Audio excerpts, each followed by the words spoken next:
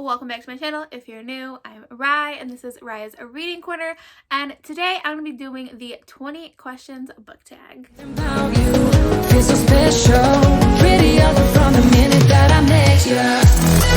excited doing this book tag. I was tagged by Eric from Break Even Books, and Eric and I have recently become friends, and I absolutely love him. He's awesome. If you have not checked out his channel, I'll link his channel below with the video that he did answering these 20 questions. And this works out perfect because I have a lot of new subscribers, so welcome. And if you're watching this and you're not subscribed, please press that subscribe button. And this is a perfect opportunity for everyone to get to know me a little better. So usually I prepare for book tags by reading all the questions ahead of time and having planned answers, just because that's who I am and I'm not like spontaneous. But I thought it'd be fun to do these questions without looking at them beforehand, so you can find my initial reaction. So let's get started. Okay, question number 1 is, how many books is too many books in a series? So that's a hard question. Like, I feel like if a series has more than like 5 or 6 books, like that to me is really long. Especially because I feel like I don't know, for a series to go that long and to the books to be that good every single time, I feel like it's really hard. But I mean, it definitely could be. I don't know. To me, more of a series is too long when the books just start getting bad. Like Point Blank, it needed to end maybe 3 books ago. But if the story is still as good as the first couple, then you know what? Good for the author. Have them keep writing the books. So that's kind of my question. It's kind of avoided it, but oh well. Okay. How do I feel about cliffhangers? So again, I probably have to look at my iPad because I have the questions right here. Cliffhangers. They're okay. It depends. Like in certain, like a thriller novel, like if it leaves you kind of hanging, like not knowing, like that I like. But if it's a novel where I felt like it should have just been a clear-cut ending, it is kind of annoying. But I don't know. Sometimes I like them, but then other times, like, I'm not okay with this one. A nice clean-cut ending, but they're okay. They're okay. They're iffy. I like them and I don't. All right, hardcover or paperback? I prefer paperback to read. They're just easier just to carry, but I like the look of a hardcover book on my bookshelf. So I like ones more, I feel like paperbacks are more practical, where hardcovers are just prettier to look at and the covers themselves are just prettier. So I feel like I'm doing really bad because I'm not answering really a clear-cut question. My favorite book, that's really hard. I have a lot of favorite books. So my favorite book of 2020 was The Year of the Witching, so that's definitely a top book for me. The Program by Suzanne Young is one of my favorite series, like books and series, so I have to shout out them because I feel like they don't get enough recognition. Trying to think what else would be some of my favorite books. Like the Get a Life series, the Brown Sisters series, I absolutely love that.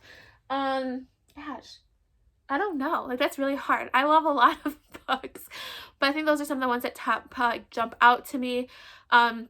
Definitely Riley Sager. I've read everything but the first book that he published, and obviously his novel that's coming out I haven't read, but those are all 5 stars for me, and yeah, they're just all amazing to me. So definitely probably those 2. So, all right, my least favorite book that I've ever read. I exactly know which one, and it is, I'm going to pull it out here. Let It Snow by John Green, Maureen Johnson, and Lauren Miracle. Hated that book. The Mist by Stephen King. Really did not like that book at all. Those 2 books really stand out to me as being like books that like I really just strongly disliked and had like just ranted about them. So those 2 I think stand out to me the most. Love triangles, yes or no? I do like a good love triangle. I'm in support of that, so I'm okay with that. Most recent book you just couldn't finish. Most recent book I could not finish. Trying to think. The last book I DNF'd was The Wife Upstairs. It's a thriller novel. I just DNF'd it. For me, I feel like I've been reading a lot of really strong thriller novels. I just came off of reading a Riley Sager novel, and this novel just was not doing it for me, so I didn't finish it, and I don't know if I'll ever actually pick it up again, so we'll see. A book that you're currently reading. I am reading The Great Alone by Kristen Hanna. I am reading it as part of my Jenga TBR. I got friend pick, and so Kirsten from Kirsten's Corner, that is her all-time favorite book, and she recommended for me to read it, and that is currently what I am reading. Last book you recommended to someone. The last book I recommended to someone. Oh gosh. Probably maybe The Book Thief. I feel like it was talked about on someone's live, and they're talking about historical fiction. I think I recommended The Book Thief, or I mentioned it, or I agreed that it's a really good novel. Yeah, probably The Book Thief, or definitely Riley Sager in general. I just recommended to Kristen from the Roomies Digest. I told her she needed to read some Riley Sager, so probably Riley Sager or The Book Thief. All right, the next one, oldest book you've read and publication date. I don't know the exact publication date, but probably The Lord of the Rings. I actually in college had to take a class over the summer because New York State screwed me over, and I had to take 2 summer classes because they added more things on to the teaching requirements. But side note, I had to take a Lord of the Rings class, and I was really nervous because I'm not a Lord of the Rings fan, but I actually didn't mind it. So probably Lord of the Rings, I would say, would be the oldest books. Maybe... Probably not, though, because I've read so many classics for college. So I really don't have a question, but I was an English major in college, so anything probably from then would be, like, pretty old. The next question is the newest book that I've read according to publication date, and that would be Act Your Age, Eve Brown, that just came out, like, last Tuesday, and I got it on release day, so that would be the newest book that I've read. All right, next question. My favorite author. Oh, gosh. Okay, so I would definitely say Suzanne Young is one of my favorite authors for, like, YA. Thrillers, I would say Riley Sager. I really am falling for love, like, Sarah J. Maas I'm really starting to love. I read that really fast, the Court of Thorns and Roses series.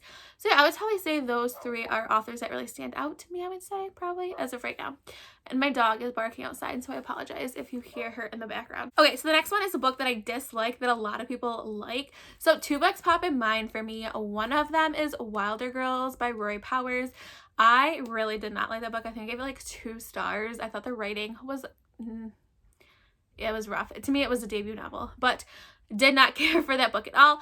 Another one definitely has some more controversial opinions on it, but The Guest List by Lucy Foley, I want to say. I did not like the book. Again, it was a 2-star read for me, and I feel like other people love that book or hate it, but there definitely are some huge, like, fans of that book, so that one comes to mind for me. All right, my next question is bookmark or dog ears? Definitely bookmark. I hate bending pages in the books. Despise it, can't do it. So that's an easy one. A book you can always reread. So The Program is a book, that series I can definitely reread. And one of my guilty pleasures is the Selection series by Kira Cass. I know it's not great writing, and I know it's like there's some problems with it, but it's a series that I can just reread. The first 3. I have not really focused on rereading the last 3, the last 2. I don't even consider it part of the series. That's a great example of the first question, where a series that should have, too many books, the series should have stopped after 3 books, but I'm not going to talk about that. But that's up there, books that I can reread, and it definitely helps me get out of a slump if I'm in one. Can you read while hearing music? Yes, I find myself more, have more tendency to get distracted if I'm reading in complete silence. Like, I either need to have music on the background or, like, a show like Gilmore Girls, which I don't need to... I've watched it so many times, I don't need to actually sit and watch it, but I don't like reading in complete silence, so definitely for that one. Can you one point of view or multiple point of views? Either one, really. I think it just matters more of how it's done. So, like, the one by John Mars, that's multiple point of views, and I think it was done super, super well. But then there's other books where just the point of views to me are muddled a little bit, and I don't care for them. But I do like that we get to adventure into the minds of other characters with that. But sometimes I do just like a simple one point of view to enjoy the story. Okay. Do you read a book in one sitting or multiple days?